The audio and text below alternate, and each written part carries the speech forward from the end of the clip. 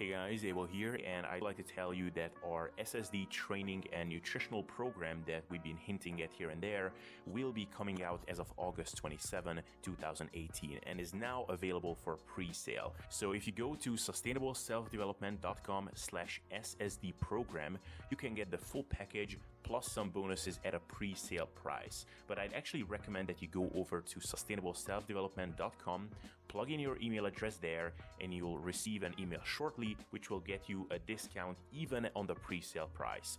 So I think that's a pretty sweet deal personally.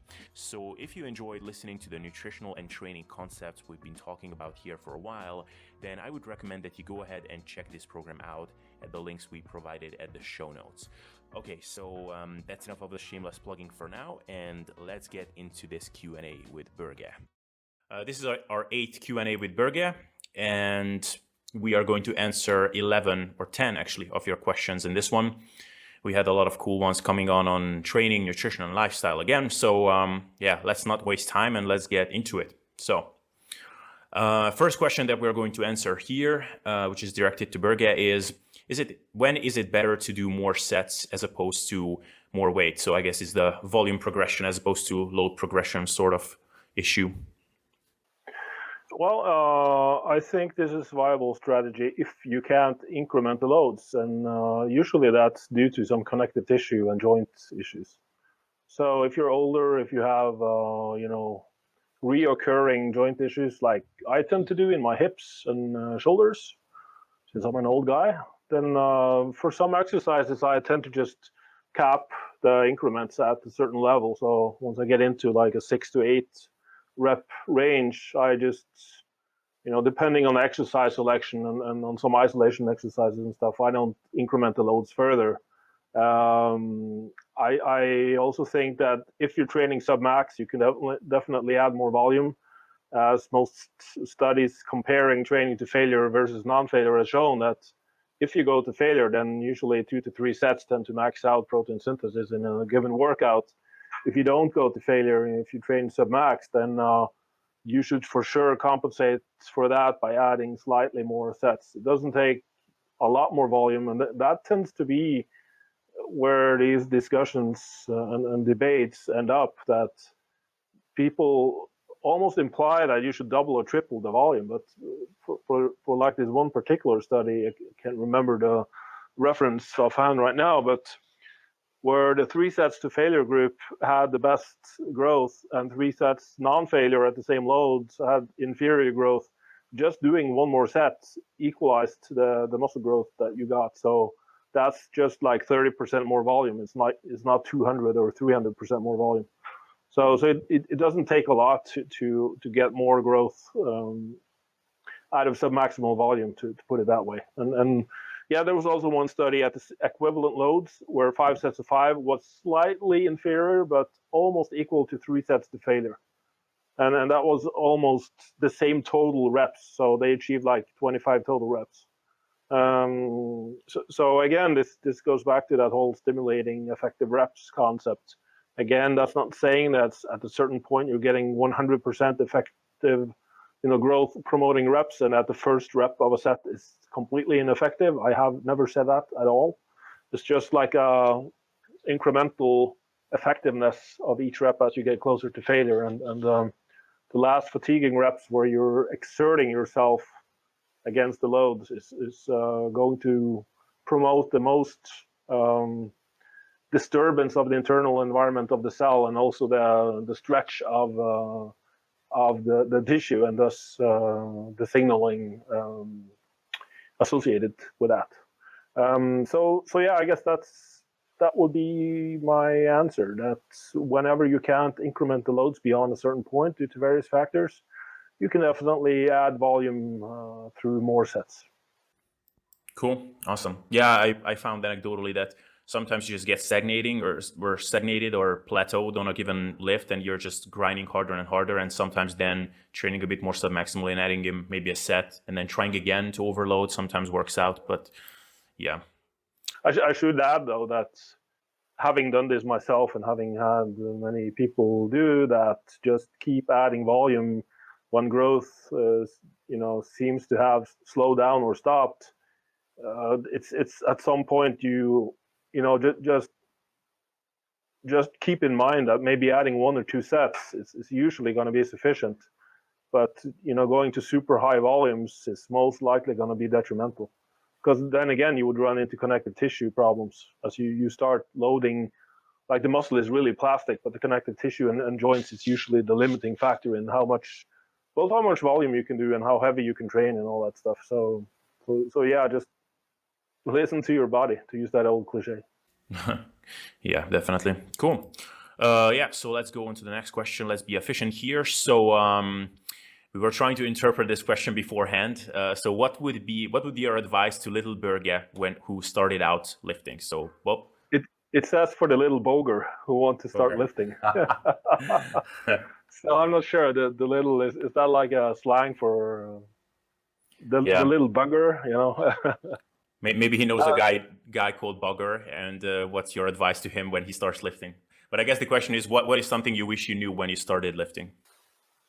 I would definitely scale down the volume considerably, because funnily enough, I started training. I probably mentioned this in previous podcasts, but I started training on a high frequency approach.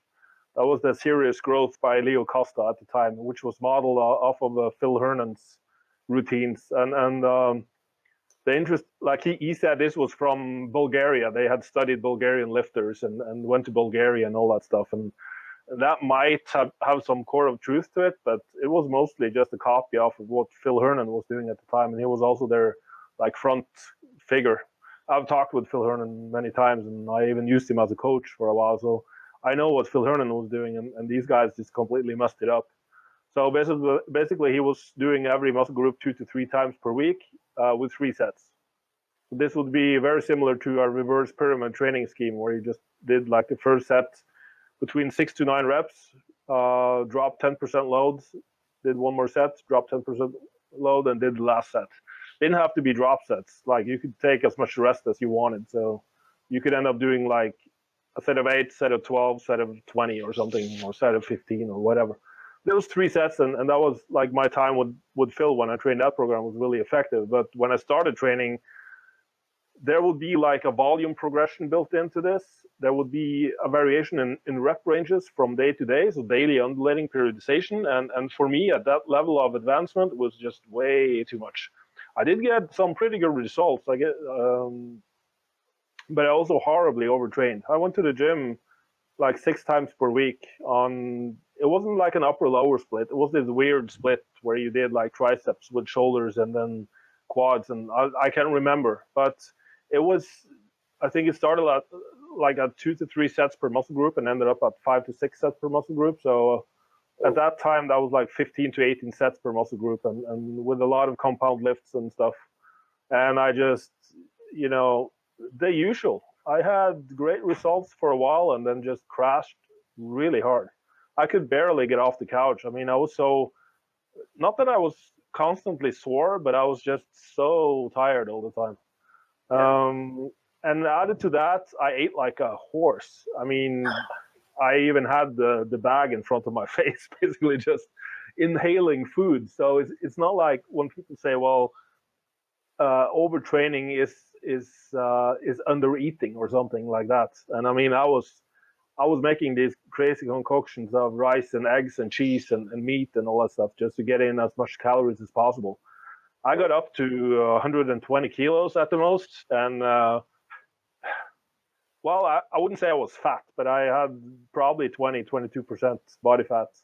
So that was like bulking, really bulking, and trying my best to get as big as possible as quickly as possible. And so looking back at it now, I wish I would have taken the sustainable route. I wish I would have known what I know today about how to get, like, it's not about getting from A to B as fast as possible. It's figuring out something that you can just enjoy doing, and again, investing your time and effort smartly instead of just blowing it all in a certain direction and hoping that you will end up rich, big, muscular, successful, and sexy. I mean, it doesn't work like that. So yeah, that will definitely be my advice. Just stay the course and find a more viable training volume and take some days off, take some weeks off when you feel like it. I do remember one insight I had at the time was when I would get sick all the time, obviously, since I was so horribly overtrained. And I would have to take like 1 or maybe up to 2 weeks off. I came back to the gym and I was a lot stronger. And my muscle just seemed to grow before my eyes. And again, just reconfirming the current belief I have about having pre-planned even rest periods or rest weeks or 2 weeks of rest. But at the time, I just, maybe I should try training for 8 to 12 weeks and taking a week off and see, be proactive. And so yeah, at the time I had some intuition about stuff, but I wasn't super smart about it. Bam. Yeah, it is good to know that not only I was OCD at some point. No, not at all. I was the worst of them. Cool. Yeah. Well, all I can say is that I used to, if I needed to take a day off from the gym, that I would do a two a day the day before to make up for it. So. Yeah. I would do the same sometimes. It was just that it was like I can't remember the distance, but it was a bike ride of maybe half an hour each way to the gym, and I would ride that bike no matter the weather, or if it was like 50 centimeters of snow covering the roads and there was a wind and there were no cars driving on the streets, but I rode my damn bike to the gym just to get in that workout. Yeah. Jeez. Nice one. Cool. Okay, so next question. This is going to be a short one, I think, and probably we addressed this, but maybe not as explicitly. So what is the best body fat range during cutting and bulking? Yeah, again, I don't prescribe to the whole cut and bulk mindset at all, but I generally think for health, you should, as a guy, stay within 8 to 15% body fat. This is genetic and also related to what you have been doing since childhood. So it can be programmed over time as well. So I tend to call it a settling point, body fat settling point. And you'll generally notice being at the lower end of it when your hormones start to crash and your energy levels start to crash. But there are ways of getting it into really low body fat percentage range without crashing your hormones. It just takes more time and not having the cut mindset at all. And on the other side of the spectrum, when you bulk and you start noticing that that you're getting fat, but also that your insulin sensitivity is worsening, that you're getting more like sleepy and lethargic after eating, and you're feeling sluggish and more heavy, and it's and you can't see the outline of your abs anymore. Then that's probably a good time to start, being more aware of what you're actually eating. For women, that number will be 7 to 9% higher, simply because they're women and they have more essential fats. So from 15 to like 25%, maybe 23, 24% would be a good range for women to stay within. Yeah. Cool.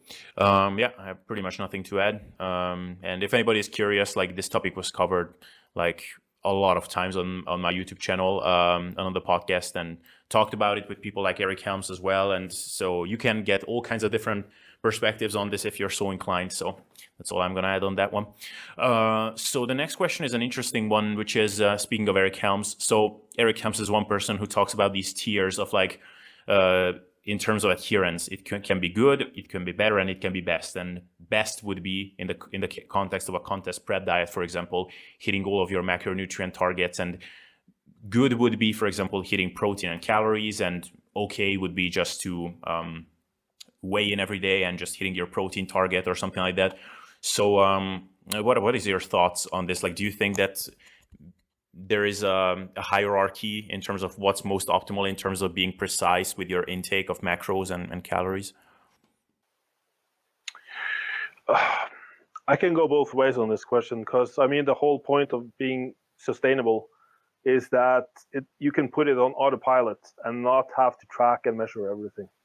I mean, let's face it, that's why most of us are here in this group at all, because we're sick and tired of doing that constantly have to think about how many reps should I do? How many sets should I do? Am I twisting my little pinky finger the right way when doing bicep curls? Should I eat 176 grams of protein or 192 grams? I mean, what the fuck? I mean, don't you guys ever get tired of that shit? This whole good, better, best thing? Do you live your life doing stuff like that all the time? Okay, did I kiss my girlfriend in a good, better, or best way this time? I mean, okay, I can see the point of the question, but it does indicate that someone needs to stop micromanaging shit, because it's not going to be sustainable. Are you gonna die of old age and regret not having measured all the macros or micros or whatever? No, I think, or I know that most people die of old age having regrets about not spending more time with their family and seeing the world. Having more experiences is usually the biggest regret. So, okay, I can say this. The program is structured in a way that you can have anywhere from 2 to 6 days of training per week. You can even jump from 2 to 6 days of training per week. I will explain how to maximize the growth process with a minimum time investment, meaning that it's going to be the optimal. I mean, the optimal for this purpose. If you go to the gym and want to know that this is going to be an effective workout, then this program is structured in such a way. And there's also a form and a function to the overall structure of the program, which will ensure that each workout is better than the last one. So I can tell you that much, but it's not going to be like, okay, you are good enough if you do this, and you are better and best if you do this, because then we're getting into the whole do as much volume as possible, bulk as hard as possible, and cut as hard as possible, I think, where you just micromanage everything to the smallest detail. And I can say for sure that some people may get better results for a short amount of time micromanaging stuff. But then life meets optimal and shit hits the literal fan. So I think we need to get to a point, which is why I'm even doing this shit, where we stop being so obsessive about getting everything optimal and correct and just trust the process. You have a certain guideline of foods you should eat, and you begin to become more aware of what your body is telling you, your instincts and intuition is telling you. How do you feel after eating? How do you feel after the workout? Are you getting stronger? Do you feel good? I mean, yeah, for sure. You can have like a 5-page blood panel, which is a snapshot of whatever, physiological state you were in at the time of the blood test. But I'm not going to have a blood test tell me that, hey, you should feel like crap because your LDL level is elevated, when I feel awesome and I feel much better than when my LDL level was lower. I mean, why do people stop listening to their bodies or even being aware of how they feel and start focusing on numbers and tables and micros and macros? I mean, it's a crazy world. Sometimes I have days where I'm just so fucking fed up with this whole training and dieting shit, because I see so many people ruining their results and not getting anywhere because they are micromanaging and trying to be optimal all the time. And then you have some of the people that are, looking great and feeling great, and they're not even thinking about this shit. So I think there's a lesson in there somewhere. I do think you should be aware of effective strategies the same way I want to be aware of where to invest my money. I want to get the knowledge from someone who knows what they're doing so that I can invest my money to get the best profits from that investment. But, I don't want to sort of pour my effort and energy in all types of direction if it's not gonna, make me happy at the end of the day, or not even the day, but the end of my life. So that's my answer. I'll drop the microphone for you. Yeah, but I mean, for sure, yeah, there's gonna be perhaps some hierarchy of importance, but there's gonna be guidelines, and the rest is something. The main learning that people need to get away from this is becoming more aware and more in tune with their own bodies, and stop being on social media to have someone tell them what to do all the time. Yeah. And the only thing I would add to that is that if people have this cognitive dissonance while listening to this, like how come Borge is saying this, and Eric Helms says something else, you have to remember that Eric Helms is talking about that in the context of bodybuilders getting ready to a bodybuilding contest. And we are talking about people using training and nutrition to enhance their lives in other domains. So that's a very different demographic. So yeah. Okay. So I'll skip a couple of these questions that come up because there are some more important ones, and I want to be sure that we will get everything on time that is important here. So, excuse the cliche, says the question, but what kinds of lifestyle changes would be considered the lowest hanging fruit or quick wins, as well as the kinds of things that provide less but still significant positive results? So what are simple but effective lifestyle changes that people can start implementing to get better results? Okay, I think off the top of my head, that would be getting some more regularity in sleep and wake cycles. The body tends to thrive on regularity, so even having your meals within the same period of time, the same time every day, and also like not having a huge variance between your weekday sleep patterns and your weekend sleep patterns tend to help. Getting sufficient sunlight, and getting sufficient but not overdoing activity. I mean, I see all of these people that have read too much,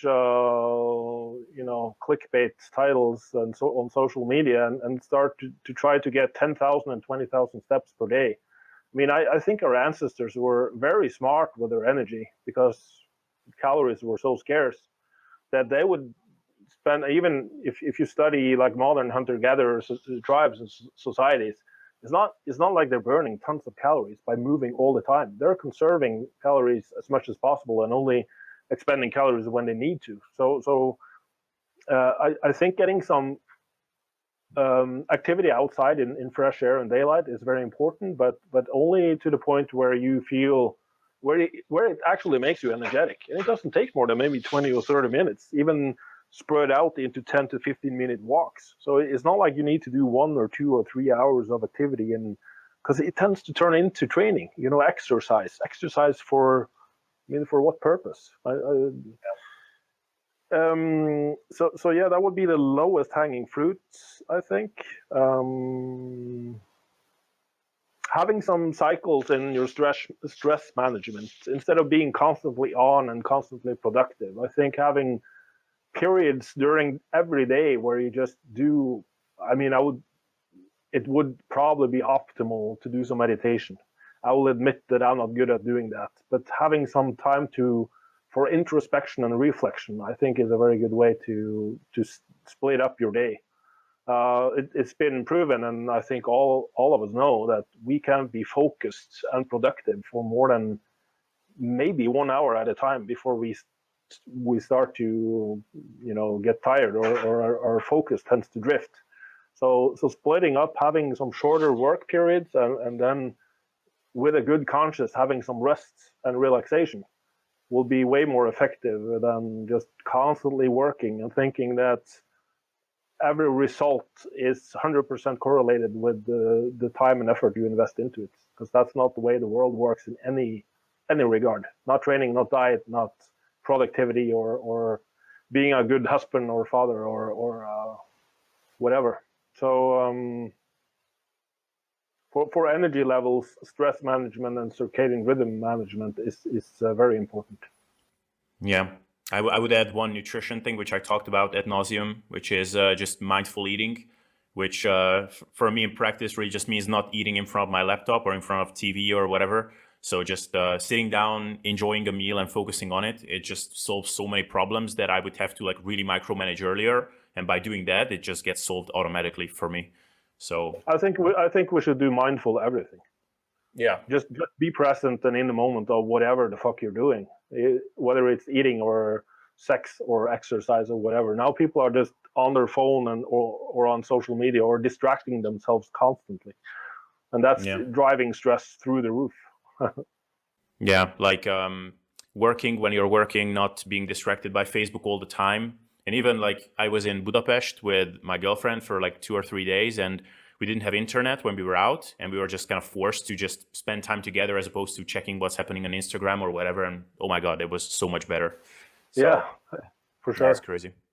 Yeah, cool. It's a modern disease. Social media is a modern disease. It is. It really is. Yeah. Cool. So a good question here for someone who cannot sleep more than 5 hours a day, working 2 jobs, 48, and then so I don't know, working 2 jobs, so a lot of hours, and they simply don't have the time to sleep. How can I structure my training to be as productive as it can without killing myself? I would love to address, why someone would do that to themselves, working 2 jobs. I mean, where did things go so wrong that you actually need to work 2 jobs to support yourself? But I don't know the person or the story behind, so I'm not going to go into that. But I think reinventing yourself would be the first line of defense here. How you can structure your training, I would actually minimize training as much as possible, since there is always a balance between stress and recovery. And when your recovery is shit, and it's going to be with this little sleep, I mean, there has been some very good studies showing that this amount of sleep will reduce your muscle growth by 50 to 60% and your fat loss efforts by 50 to 60%. It will prolong your recovery by 2 to 3 times as much, both from a neural point of view as well as connective tissue health point of view, and just general getting back to baseline strength will take from 24 to 48 hours in normal people, in average people with sufficient sleep, but it can take up to 3 to 4 days for someone with compromised sleep. So I would probably do 2 full body workouts per week, 1 to 2 sets per muscle group. Don't take anything to failure at all. Just stay sub-max, and then just get through that tough period of your life, so you can get to a point where your life is better, basically. Yeah, and perhaps just offer for people who might be just in a situation where they are just stressed out like crazy and they might be getting little sleep, because sometimes even stressing about getting little sleep creates further stress. So maybe just let's address things like, you can always do things to minimize stress while you're awake. If you're going to be awake for that long, meditation and just having routines that minimize stress and those kinds of things will naturally help. So that's just something. Yeah, like 10 to 15-minute naps during your lunch break or the break between those 2 jobs or whatever. Riding the bus from one job to the other. I don't know what you're doing, but yeah, for sure, getting in those naps and meditation and relaxation as much as humanly possible. Yeah, cool. Another question, which is interesting. NSAIDs are generally bad news, especially blunting response to training, so anti-inflammatory drugs. But would they serve as a purpose for short-term use during strategic deconditioning? Well, I guess we would have to specify for what purpose exactly, but first thoughts upon hearing this? I'm not really sure what the purpose would be for deconditioning. I mean, the whole point is to reduce inflammation. And so this is why in healthy subjects, using anti-inflammatories tend to inhibit muscle growth. Whereas in elder people or overweight people or someone with insulin resistance where inflammation is running high, then using NSAIDs are generally promotive of hypertrophy and results, simply because there's a sweet spot for everything, and getting inflammation into a more manageable range will improve results. So that will mean you shouldn't use them when it's just a sufficient amount of inflammation from a workout as a healthy person. But for someone unhealthy with a high inflammatory status, you should use them to get more normal. But during the deconditioning phase, when you're not actually imposing any inflammation from training, I'm not really sure what the purpose of using that should be. And even then, I mean, I'm not a big fan of using drugs for, minimizing pain or whatever. I mean, I've had extensive surgeries, and they offered me all of these painkillers, and I said, well, no, I'm basically just gonna, I want to feel what my body is telling me, and if my body is telling me that movement is something I shouldn't be doing, then it's probably wiser to really have that signal present and not, hide it by using drugs. So I don't really see the purpose of using it during a phase where you are supposed to be resting. Yeah, fair enough. We had a question about cluster training and cluster sets, and what do you think their role could be during hypertrophy training? Well, it's part of the SSD system, the program, so they definitely play a role. I actually don't agree when the question states what specific protocols are beneficial, since most clusters are associated with power production, which it's not of value for hypertrophy. I don't think you can separate the two. You can't completely separate strength and hypertrophy either, simply because doing one will tend to increase the other and so forth. Although I do agree with Jeremy Lonica that you can definitely achieve hypertrophy without increasing strength and vice versa, but I think that's getting into a semantic discussion. Cluster protocols are effective in that they reduce the metabolic stress. So for heavier loading, where you are already achieving maximal motor unit recruitment and muscle activation, you don't need to go to failure. So breaking it up into cluster sets, and there's a couple of good studies looking at loading ranges of, I think it was like 80 to 85% of 1 rep max or 6 rep max loads. And they had some definite benefits for hypertrophy as well. You could generally just getting more quality work. You can do more volume at that load without incurring as much muscle damage, since metabolic stress can also induce muscle damage. So I tend to think of them as a very time-effective way to get in sufficient volume. I think clusters should sort of be, I liken them to the end of a MyRep set, where you first do the activation set, where you go close to failure on the first set just to get sort of to a certain level of fatigue, and then you tie on like sets of 3 to 5 reps to manage fatigue and getting a certain volume at that load. Now, MyReps really shine at loads where you need to do more reps to get closer to that fatigue level. But cluster reps would be a natural extension of MyReps, which is why I'm using that in this program, to get into the heavier ranges where you can rely more on the mechanical stretch and deformation of the tissue to create the anabolic signaling for muscle growth. And it's, again, just a very time-effective way of training at that loading range. But doing clusters with like your 10 to 15 rep max is generally not going to be very effective other than for power production. I agree on that.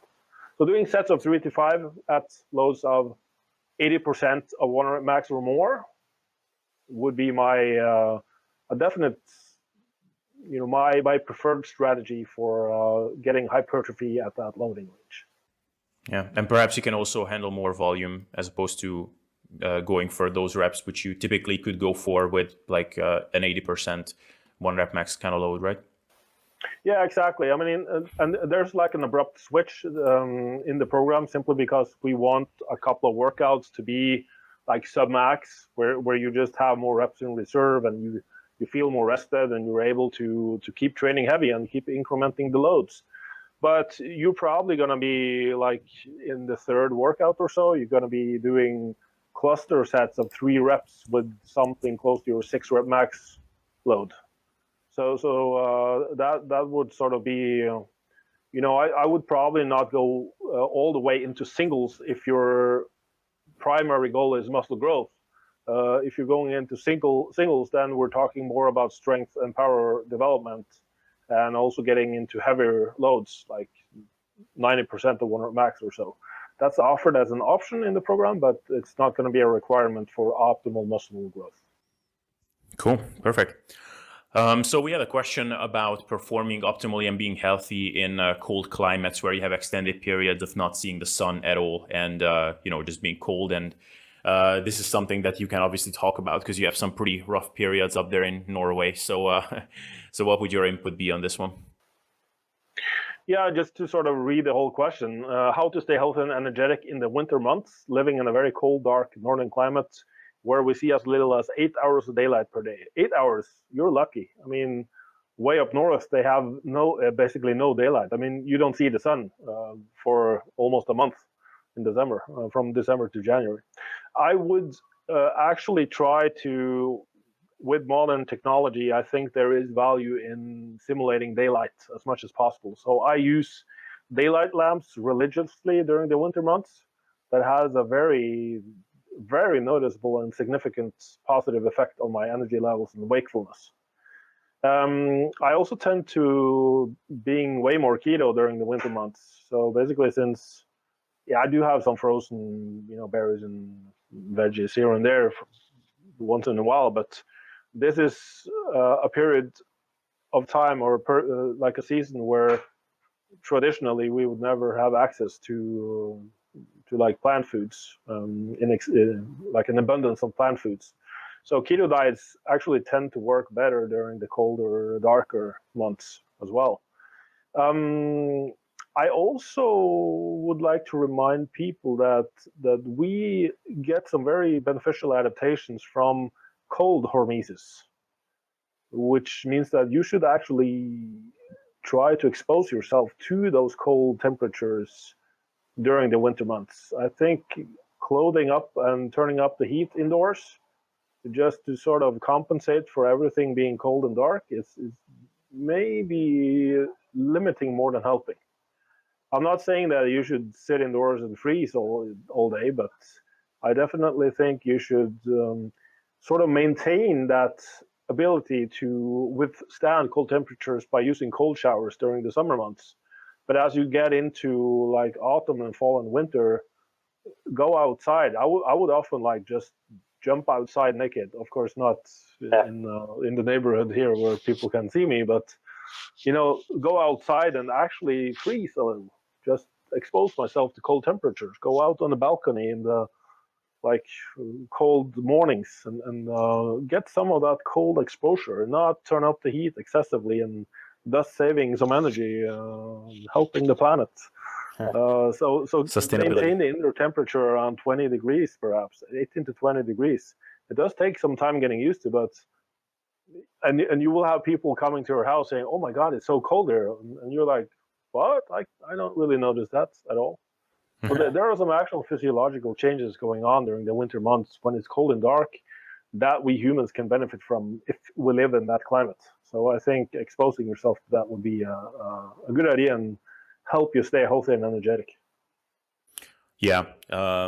It's funny you mentioned not turning up the heating at all and being cold, or like you mentioned it jokingly that you don't recommend doing that, but it's funny because I was in New Zealand for a year and a half, and that's exactly what people did in the winter month. Like I was living in the student city, and they were trying to save money on electricity, of course, and they just didn't heat, and we were freezing in the winter, like it was crazy. But yeah, I will be, 8 hours, that's pretty much the standard, I think, in Europe, like in most places. The sun will come up somewhere around 7 a.m. or something, and around 5 p.m. it will pretty much be cold. So it's you don't have to live in a whatever northern area to experience something like that. So I will be curious how it is going to be now that I will be more on the carnivorous side in the winter months. I'm curious if I will notice a difference. Cool. So I think we pretty much went through all of the questions we had. So that's pretty sweet because we were trying to keep this at around 45 minutes this time. So do we have something to add here at the end of this webinar?